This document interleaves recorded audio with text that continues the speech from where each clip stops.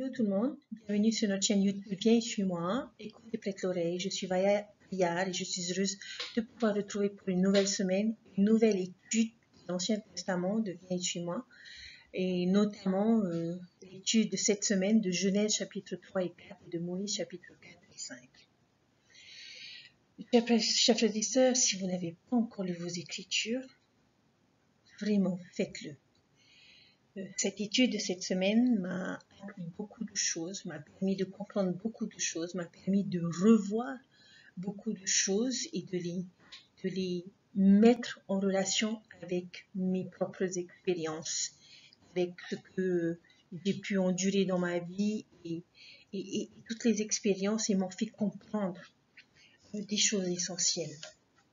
Mon objectif aujourd'hui, chers frères et sœurs, et que dans les eaux troubles par lesquelles j'ai pu passer à un certain moment donné de ma vie, vous ne vous retrouviez pas dans ces mêmes eaux troubles. Notre leçon d'aujourd'hui que nous allons découvrir ensemble nous enseigne, nous parle du plus grand magicien au monde, du plus grand magicien de tous les temps. Lorsque l'on regarde la définition de la magie, on nous parle d'un art, on nous parle d'une séduction, d'une illusion.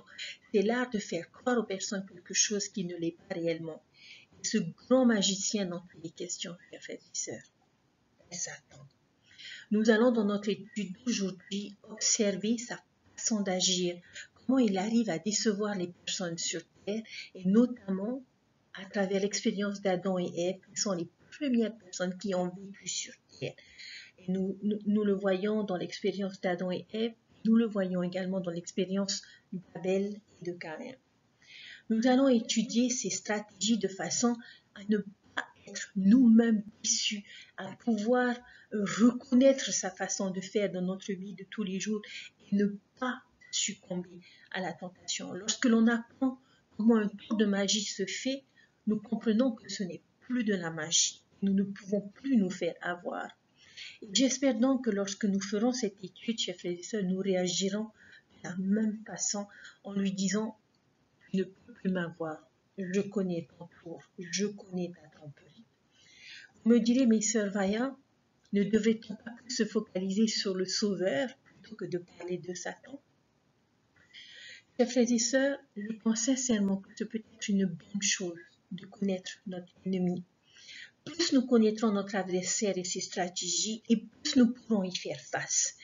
C'est comme dans ces grands matchs de football américain où les coachs longtemps à l'avance étudient les stratégies de l'équipe adverse pour pouvoir au mieux répondre par leur propre stratégie sur le terrain de manière à pouvoir obtenir la victoire.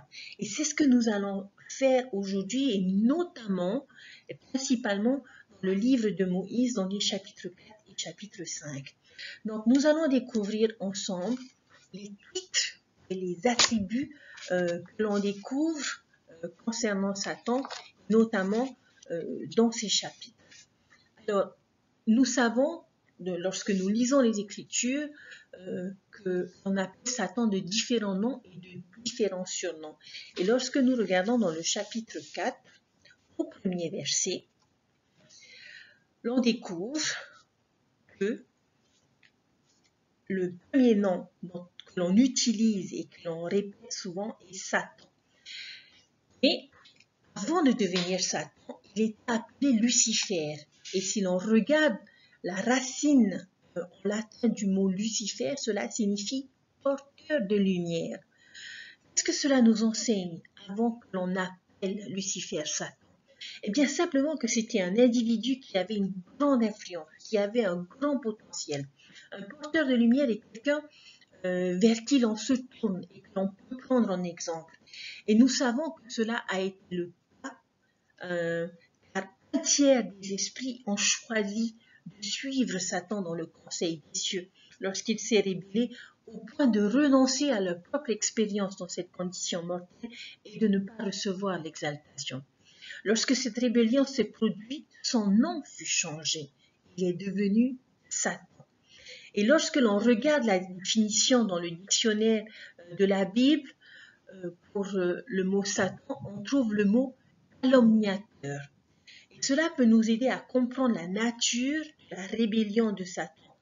calomnier quelqu'un, c'est jeter volontairement le discrédit sur quelqu'un ou sur quelque chose en faisant courir sur son compte avec un esprit de malveillance des accusations graves et inventées de toute pièce. D'après vous, qui Satan a-t-il bien pu calomnier à ce moment-là? Personnellement, je ne sais pas, mais peut-être que c'était le Père parce qu'il avait choisi le Sauveur plutôt que lui, peut-être que c'était nous, que nous ne serions jamais capables de vivre les commandements de Dieu, mais je pense sincèrement, chers frères et sœurs, que celui qui l'aurait probablement calomnié serait notre Sauveur Jésus-Christ. Disons qu'il ne serait pas capable d'accomplir l'expiation du genre humain, qu'il ne fallait pas le croire et qu'il ne fallait pas se reposer notre salut sur lui. Qu'importe, chers frères et sœurs, qui il a calomnié, cela lui a valu le nom de Satan, le grand calomniateur. Dans Moïse chapitre 4, verset 4, on l'appelle le diable. L'origine grecque de ce mot, qui est diabolos, signifie celui qui divise ou qui désunit ou trompe. Voilà un autre mot, je pense, qui le décrit bien. Il divise les vies, il divise les familles, il divise les mariages, il divise les amitiés, il divise la foi, il divise l'amour et il aime que les choses tournent mal. L'autre nom est le père de tous les mensonges. Voilà un bon titre pour un magicien, parce qu'un magicien ne dit pas la vérité. Au contraire, il la cache et ils déçoivent par leurs mots, par le pouvoir de la suggestion, par des mensonges, par des demi-vérités. C'est ce qu'utilise un magicien et c'est ce qui fait la réussite de son tour. Satan accomplit cette astuce. Alors, quels sont ces mensonges et ces demi-vérités qu'il utilise pour nous convaincre aujourd'hui de nous laisser séduire? Eh bien, ce peut être, par exemple, ce n'est pas si grave, ou oh, t'inquiète, tout le monde le fait, ou tu peux toujours te repentir. Juste une fois, personne ne saura. Les règles sont faites pour être brisées. Voici, chers frères et sœurs, quelques mensonges, quelques suggestions du père de tous les mensonges. Dans Moïse chapitre 4, verset 5, on l'appelle le serpent. Lorsque l'on parle d'Adam et Ève dans le jardin d'Éden et lorsque l'on parle de la séduction du diable, on dit qu'ils ont été séduits par le serpent. Cela ne veut pas dire, chers frères et sœurs, que Satan est apparu dans le jardin d'Éden sous la forme d'un serpent. Encore une fois, il s'agit d'une figure symbolique que le Seigneur utilise pour le décrire, pour que nous puissions être en mesure de nous faire une idée du personnage. Alors, la question que l'on pourrait se poser, c'est pourquoi de tous les animaux que Dieu, qu'il y a sur terre, pourquoi est-ce que Dieu a-t-il choisi le serpent pour en faire une dénomination de Satan? Eh bien, lorsque l'on réfléchit bien, chers frères et sœurs, un serpent est très difficile à détecter. Il peut s'approcher de nous subtilement et silencieusement. Ils vivent à même le sol, dans la poussière, mais cela nous montre où se trouve son pouvoir, bien en dessous de celui de notre Père Céleste. Il peut nous meurtrir le talon, mais nous avons le pouvoir de lui écraser la tête. Le serpent peut également tuer. De quelle façon? De deux façons. Soit en empoisonnant, soit par un venin, soit par étranglement. Et ces deux méthodes, que ce soit par empoisonnement, par venin ou par étranglement, ces deux méthodes tuent à petit feu, tout doucement. Et tel un serpent, Satan nous entoure de façon à pouvoir étrangler le bon en nous, l'esprit qui se trouve en nous. Il nous emprisonne par des petites choses, comme il l'a fait pour les Léontie dans le livre de Mormon. Et enfin, le serpent a ce que l'on appelle une langue fourchue, c'est-à-dire que La langue ressemble à deux fourches. Et lorsque l'on dit d'une personne qui a la langue fourchue, c'est que cette personne est une personne qui ment. L'on dit une chose, mais l'on pense autre chose. Donc, nous venons de voir, notamment ce que nous pouvons apprendre de nos écritures aujourd'hui, que Satan se fait appeler Satan, le diable, le père de tous les mensonges et le serpent. Maintenant, à ce personnage, nous allons lui donner des attributs. Quels sont les attributs de Satan? Dans Moïse chapitre 4 au verset 1, lorsque nous lisons le verset, on nous dit ceci. Moi, le Seigneur Dieu, je parlais à Moïse disant, ce Satan que tu as commandé au nom de mon fils unique, celui-là même qui était dès le commencement, et il vint devant moi disant, me voici, envoie-moi, je serai ton fils, et je rachèterai toute l'humanité, de sorte que pas une seule âme ne sera perdue, et je le ferai certainement. C'est pourquoi donne-moi ton honneur. Et nous voyons dans ce verset tout l'orgueil, l'égoïsme qui émane de Satan. Il semblerait que cela soit les premiers péchés de Satan dans la vie prémortelle. On voit à travers ce verset qu'il est trop sûr de lui et de son influence. L'objectif du Conseil des cieux n'était pas de présenter un plan et de voter lequel serait le mieux, mais la question était de savoir qui envoyer. Et Satan, lui, a voulu présenter son plan, qu'il estimait être mieux. Nous pouvons voir à travers ses propositions, à travers ce plan qu'il présente au Seigneur, l'orgueil dans ses propos. Lorsque l'on relit le verset, on voit beaucoup de « je »,« moi »,« envoie-moi »,« je serai »,« je rachèterai »,« je le ferai »,« donne-moi ». Il voulait avoir l'honneur d'être le sauveur. Il voulait le faire à sa façon. Dans le verset 3, l'on nous dit comment il envisageait d'agir. Et ça, nous le savons que c'est en prenant notre libre arbitre. Donc, pour lui, pas de péché, tout le monde à l'exaltation. Mais malheureusement, cela ne correspondait pas au plan de notre Père Céleste. Comment pouvions-nous devenir des dieux sans agir par nous-mêmes? Comme Léhi nous l'a enseigné dans Néhémie chapitre 2, il y a deux choses sur terre. Il y a celles qui agissent et il y a celles qui subissent.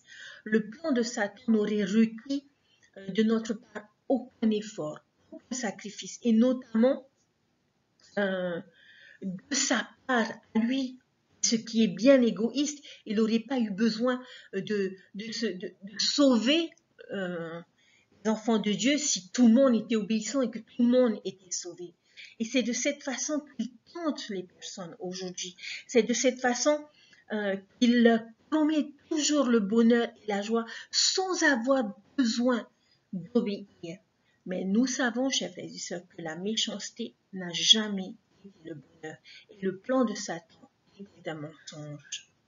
Dans le verset 5, l'on apprend que Satan, le serpent, était rusé. Être rusé, c'est agir de façon habile pour tromper quelqu'un. Et les tentations de Satan sont souvent très, très rusées.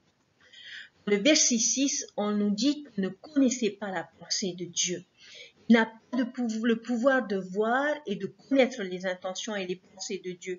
Et en fait, il ne comprend pas grand-chose.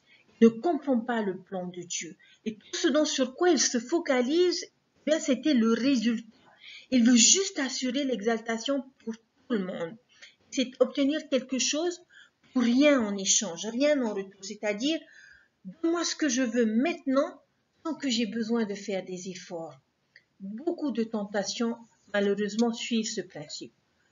Comme par exemple, tu peux avoir de l'argent en volant, tu peux avoir des plaisirs sexuels sans engagement, tu peux avoir une meilleure note à l'école en trichant, ou tu peux pécher sans subir de conséquences.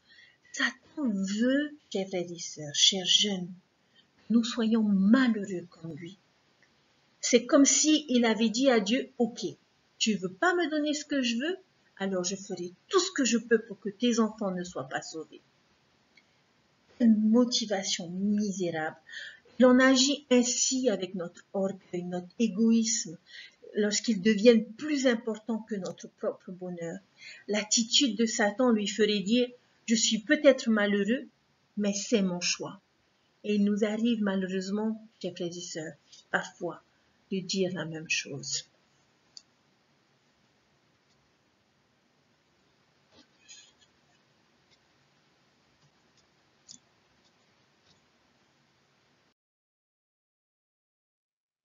Alors, après avoir vu comment est-ce qu'on l'appelle, quels sont ses attributs, l'on va essayer de découvrir dans ces chapitres comment est-ce que Satan agit, comment fait-il. Nous allons aller dans le premier verset qui est le verset 3 qui dit ceci, c'est pourquoi, parce que Satan se rebellait contre moi, qu'il cherchait à détruire le libre arbitre de l'homme que moi, le Seigneur Dieu, je lui avais donné, et aussi parce qu'il voulait que je lui donne mon pouvoir, par le pouvoir de mon Fils unique, je le fis précipiter. Quelle est la première chose? Comment procède-t-il de la première des façons? Eh bien, il se rebelle. Il encourage la rébellion. Et c'est ce qu'il a fait dans le Conseil des cieux. Il s'est rebellé contre l'autorité de Dieu et a encouragé d'autres à faire de même. Et plutôt que de parler de guerre des cieux, on pourrait parler de la rébellion dans les cieux. Pour Satan, toute autorité est mauvaise. S'il disait, c'est comme s'il disait, ne me dis pas ce que je dois faire. Enfants, rebellez-vous contre vos parents. Membres, rebellez-vous contre vos dirigeants. Citoyens, rebellez-vous contre vos gouvernements. Ne laissez personne vous dire ce que vous devez faire. Chers frères et sœurs, c'est une des façons de procéder de Satan. La rébellion. Cette attitude de rébellion vient de Satan, de Lucifer lui-même. La deuxième chose que l'on découvre, sa deuxième façon d'agir que l'on découvre dans ce verset, c'est qu'il cherche à détruire le libre arbitre. Satan n'a pas seulement essayé de nous retirer notre libre arbitre dans la vie prémortelle, mais il a essayé de le faire, il essaye de le faire dans cette vie également, notamment au travers de l'addiction, où l'on entend beaucoup de personnes dire, par exemple, je n'arrive pas à me contrôler ou je n'arrive pas à m'arrêter. Lorsque l'on est ivre ou sous l'emprise de la drogue, nous perdons, chers frères et sœurs, notre liberté parce qu'on ne sait plus ce que nous faisons. Et bien souvent, le lendemain, on ne se rappelle plus de ce que l'on a fait. Lorsque les personnes mentent, ces mensonges les contrôlent. Mais le plus ironique, c'est que Satan promet à chacune de ces personnes, Satan promet la liberté, mais en fait, il les rend esclaves.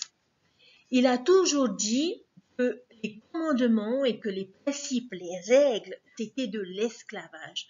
Dieu nous dit toujours ce que nous devons faire, que l'on ne peut rien faire à cause des règles. Et Satan nous encourage à sortir et à faire ce qui nous plaît pour être libres. Et regardons ensemble le verset 4. Dans le verset 4, il dit, et il devint Satan, oui, le diable, père de tous les mensonges pour tromper, pour aveugler les hommes et pour les mener captifs à sa volonté. Oui, tous ceux qui ne voudraient pas écouter ma voix. Il nous mène captifs à sa volonté. Satan ne se préoccupe absolument pas de notre liberté. Il veut nous contrôler. Et cette tactique a joué un rôle important dans la chute d'Adam et Ève et dans l'histoire de Caïn, sur laquelle nous reviendrons un peu plus tard.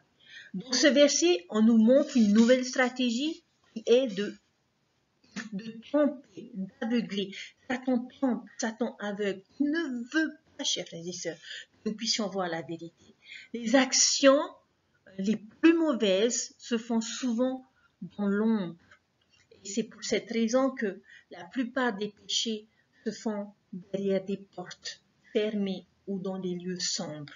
Il nous entoure, chers frères et sœurs, d'obscurité pour obscurcir notre route et nous aveugler. Et c'est pour cette raison qu'il tente de s'opposer à nos prophètes, voyants et révélateurs qui, eux, nous donnent la lumière. Alors, chers frères et sœurs, chers jeunes, si vous vous retrouvez entourés d'obscurité, partez, sortez, fuyez, recherchez la lumière de manière à pouvoir être protégés.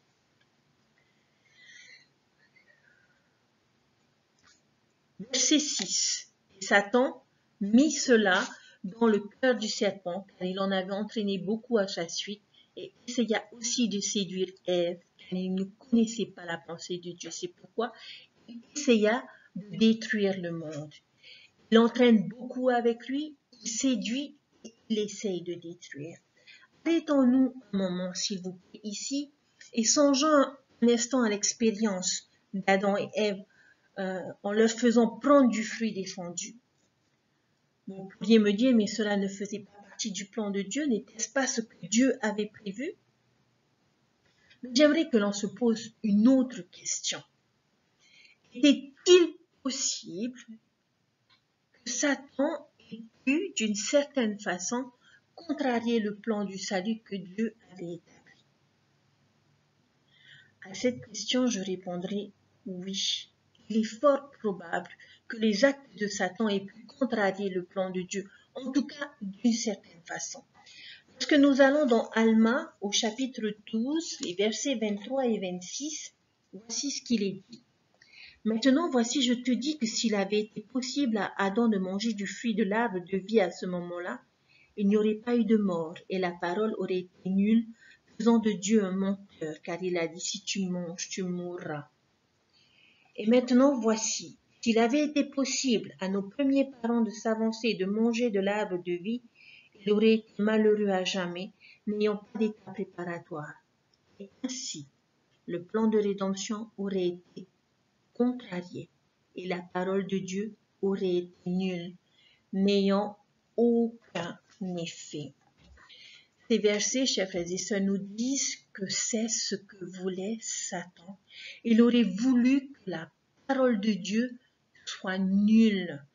Il aurait voulu faire de Dieu un menteur et nous rendre misérables et contrarier le plan de rédemption. Comment?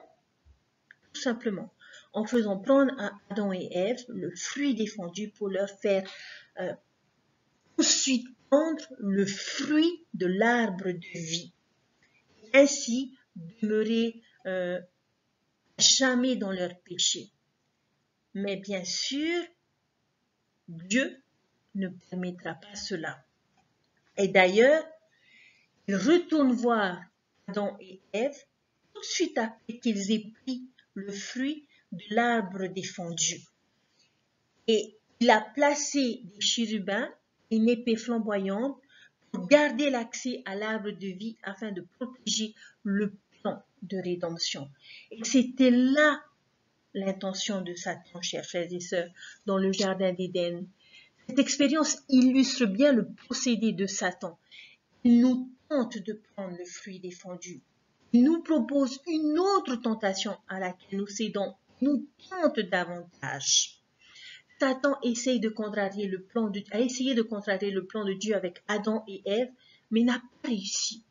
Mais il peut toujours contrarier le plan de Dieu avec chacun d'entre nous, si nous le lui permettons.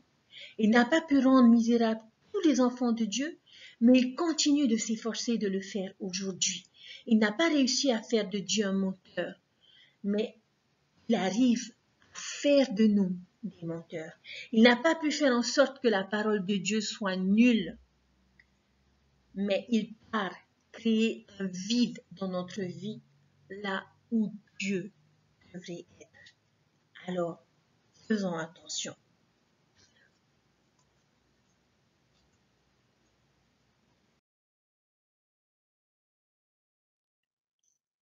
Nous allons voir maintenant, chers frères et sœurs, un peu l'application de tout ce que nous venons d'apprendre.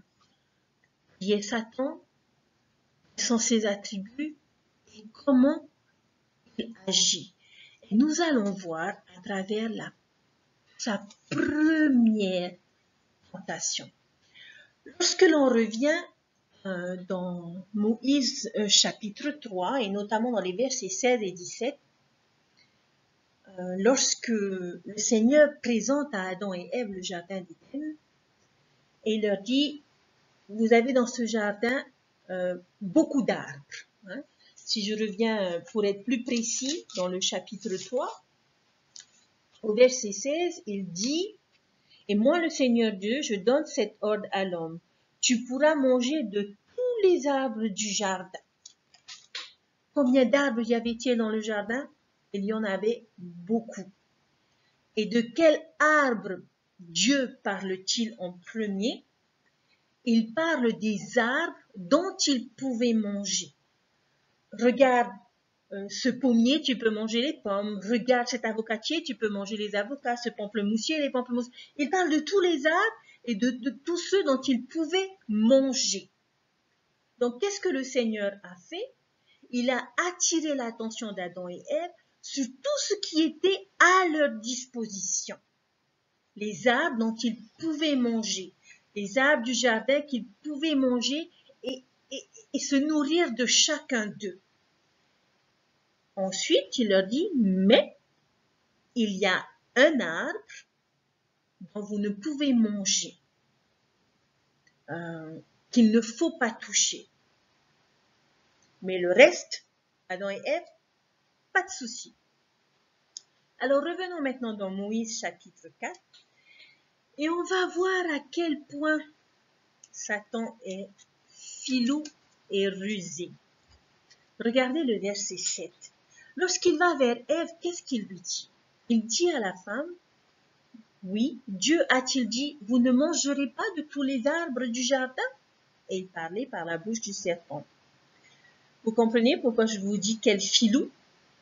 D'une certaine façon, il dit à Ève, Dieu n'a-t-il pas dit de ne pas manger de tous les arbres du jardin? Vous sentez vous comprenez la subtilité de cette suggestion? Il amène Ève à penser à cet arbre interdit, l'arbre dont elle a été défendue de manger. Et il veut en fait que ce soit Ève qui vienne à cet arbre interdit. Mais Ève lui répond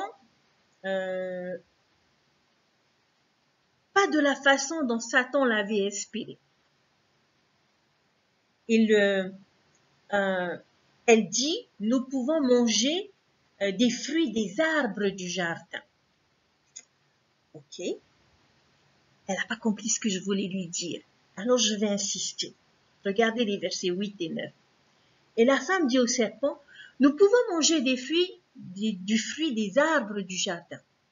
Mais quant au fruit de l'arbre que tu vois au milieu du jardin, Dieu a dit, vous n'en mangerez pas et vous n'y toucherez pas de peur que vous ne mouriez. Elle a parlé des fruits de tous les arbres, mais il a fini par l'amener aux fruits de cet arbre défendu. Elle parle de cet arbre interdit. Où Satan va-t-il diriger son attention?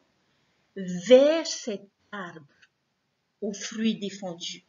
Que va-t-il lui dire? Alors le serpent dit à la femme, vous ne mourrez point, mais Dieu sait que le jour où vous en mangerez, vos yeux s'ouvriront et que vous serez comme les dieux, connaissant le bien et le mal. Et lui dit, Ève, c'est ce fruit que tu dois désirer. Dieu te ment. Il veut juste te contrôler. Il veut juste t'empêcher de jouir des bienfaits et des plaisirs de cet arbre. Il est tellement restrictif, n'est-ce pas? Tu ne peux rien faire. Chers frères et sœurs, c'est de cette façon subtile que Satan utilise ces mêmes tactiques avec nous. Il tente toujours de nous attirer, d'attirer notre attention sur les choses interdites, sur les choses que nous ne pouvons pas faire. Par exemple, vous, les membres de l'église, vous pouvez rien faire. Vous pouvez pas aller en boîte, vous pouvez pas avoir de sexe avant le mariage, vous pouvez pas avoir de tatouage, pas de drogue, pas de pornographie, pas de fréquentation avant 16 ans, pas d'alcool, pas de café. Vous pouvez rien faire. Quelle vie ennuyeuse! Dieu vous empêche de découvrir ces choses, vous empêche de découvrir ces plaisirs, vous empêche de découvrir ces joies que le monde a à vous offrir. Dieu les connaît, les prophètes, les parents également. Ils vous empêchent tous de découvrir ces choses. Satan aime nous encourager à remettre en question les motivations de ceux qui nous aiment sincèrement. Il définit comme une certaine autorité qui tente de nous empêcher d'accéder à ces différentes choses. Ils tentent de nous faire croire que les parents sont vieux jeux, qu'ils sont coupés de la réalité, qu'ils n'écoutent pas, qu'ils ne suivent pas la société, tout ce que le monde a à offrir et suivre aujourd'hui. Que devons-nous lui répondre à ce moment-là, chers frères et sœurs, d'après vous? Je ne t'écouterai pas. Tu ne m'auras pas. Tu es un menteur. Il y a tellement plus de choses que je peux faire, contrairement à ce que je ne peux pas. Nous devons apprendre, chers frères et sœurs, à nous concentrer sur tous les bons arbres de notre vie et de tous les bons fruits dont nous pouvons bénéficier dans notre vie. Et pas nous focaliser sur ce qui est interdit. Dieu ne s'immisce pas dans chaque décision de notre vie. Il ne nous dit pas quelle carrière avoir, comment vivre notre vie tous les jours. Mais il nous a donné les choix. Il nous a donné le libre arbitre. Mais il nous a dit d'œuvrer avec zèle à une bonne cause. Mais cependant, il y a des choses pour lesquelles il aimerait nous tenir éloignés pour notre bien, pour notre bonheur. Par exemple, il dirait, tu peux t'habiller comme tu veux, mais habille-toi modestement. Tu peux boire et découvrir toutes sortes de boissons, les milkshakes, les sodas, les jus avec tous les parfums que tu veux, mais abstiens-toi d'alcool et de café. Sors et apprécie tout ce que le monde a à t'offrir, mais ne fais rien qui te blesserait toi ou blesserait les autres. Alors, chers frères et sœurs, faisons attention à ne pas succomber à cette première tentation, à ne pas nous concentrer sur les fruits interdits. C'est vrai que ces fruits interdits sont mis en avant dans la société, à travers les réseaux sociaux, à travers nos amis peut-être, dans nos fréquentations. Mais reconnaissons les bons fruits, les bons arbres que Dieu a mis à notre disposition. Apprenons à les apprécier et à suivre cette exhortation de Dieu, à nous abstenir de ce qui est interdit et de ce qui est mauvais. Dans le verset 11, Satan fait croire qu'il y a un pouvoir injuste, notamment entre nous et ceux qui nous aiment et qui se soucient de nous. Dans le verset 12, il dit, lorsque la femme vit que l'arbre était bon à manger, et qu'il devenait agréable à la vue, que c'était un arbre désirable pour lui donner de la sagesse, elle prit de son fruit et en mangea. Elle en donna aussi à son mari qui était auprès d'elle, et il en mangea. Ce fut le chemin vers le péché. Bien que nous sachions que cette chute était nécessaire, nous voyons dans ce verset comment est-ce que Satan amène quelqu'un à pécher. De cette expérience, on illustre bien le procédé de Satan. Il nous tente de prendre le fruit défendu et nous propose une autre tentation à laquelle nous ne cédons et nous tente davantage. Il y a beaucoup de verbes que l'on peut trouver qui vont décrire la façon de faire de Satan et des verbes qui décrivent le processus vers le péché. il y a le verbe voir. Il passe les péchés devant nous. Aujourd'hui, il utilise beaucoup les médias pour nous présenter le péché et pour nous mentir. Et c'est pour cette raison que nous devons faire attention à ce que nous regardons, à ce que nous lisons, à ce que nous écoutons. Ensuite, devient agréable à la vue, c'est-à-dire il rend le péché attractif en nous disant toutes les bonnes choses que nous pouvons obtenir et qui semblent procurer beaucoup de joie, mais qui ne sont que pour un peu de temps et qui ne sont qu'éphémères. Ensuite, c'était un acte désirable. Cela suscite le désir en nous. Elle prit et elle mangea. Il arrive au final à la convaincre de prendre le fruit et de commettre le péché. Mais cela ne s'arrête pas là, chers frères et sœurs. Il aurait pu se dire, ça y est, c'est bon, mission accomplie. Non, qu'est-ce qu'il a fait? Il en donna à son mari. Satan nous encourage à impliquer d'autres personnes dans nos péchés.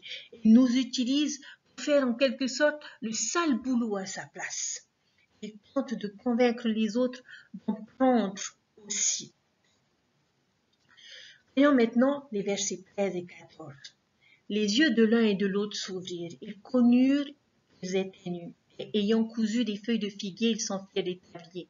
Alors ils entendirent la voix du Seigneur Dieu, tandis qu'ils parcouraient le jardin vers le soir. Et Adam et sa femme allèrent pour se cacher loin de la face du Seigneur Dieu, au milieu des arbres du jardin. Le processus n'est pas fini, chers frères et sœurs.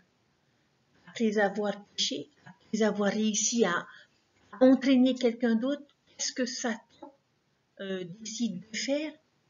Eh bien, de nous couvrir et de nous cacher. Adam et Ève virent qu'ils étaient nus et cherchèrent à se couvrir et coururent se cacher. Rappelez-vous, nous l'avons vu dans notre précédente vidéo que le symbole de la nudité était un signe de honte et de culpabilité. Ils ont réalisé qu'ils étaient à présent exposés à tout jugement. Ils étaient responsables de leurs actes. Et cela peut être douloureux et honteux et peut nous rendre vulnérables, chers frères et sœurs. Alors Satan leur dit de se couvrir et de se cacher. Il leur fit croire que c'était une meilleure option que de faire face à Dieu. Et il agit de la même façon avec chacun d'entre nous, chers frères et sœurs, lorsque nous sommes coupables d'un péché. Il veut que nous le gardions pour nous. Il veut que nous le gardions secret pour pouvoir continuer dans le péché, ne permettant pas à d'autres de le savoir et d'avoir recours au mensonge.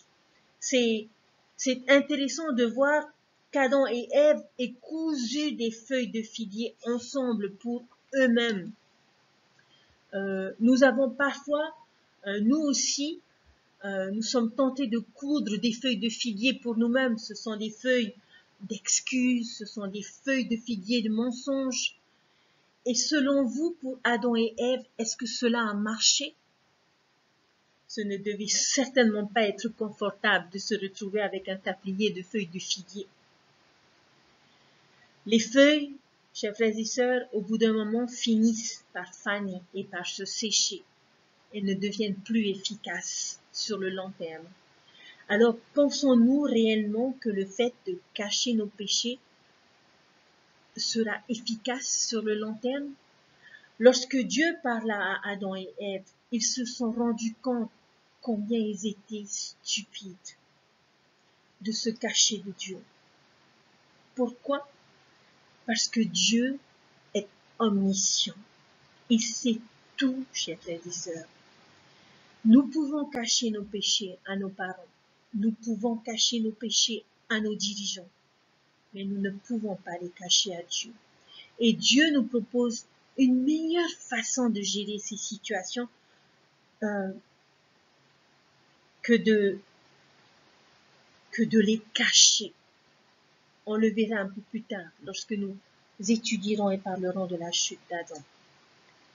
Dans le verset 13, lorsque l'on regarde ce verset, d'une certaine façon,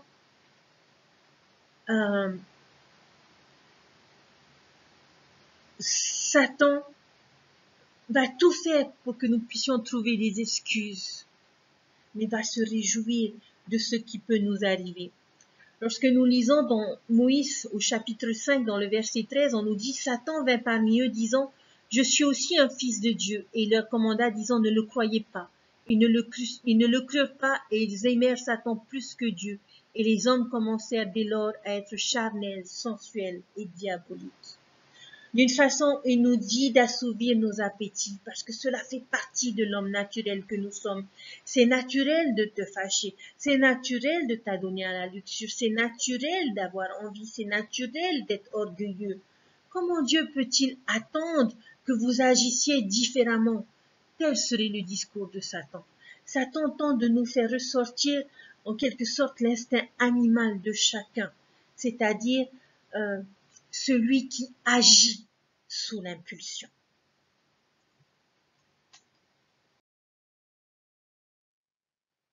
Chers frères et sœurs, c'est sur ces choses que je vais arrêter ma vidéo aujourd'hui et je vais vous demander de, j'espère, souligner ces versets, souligner ces différentes tactiques que nous avons pu étudier et découvrir ensemble, de manière à pouvoir mieux connaître l'adversaire et de manière à pouvoir mieux réagir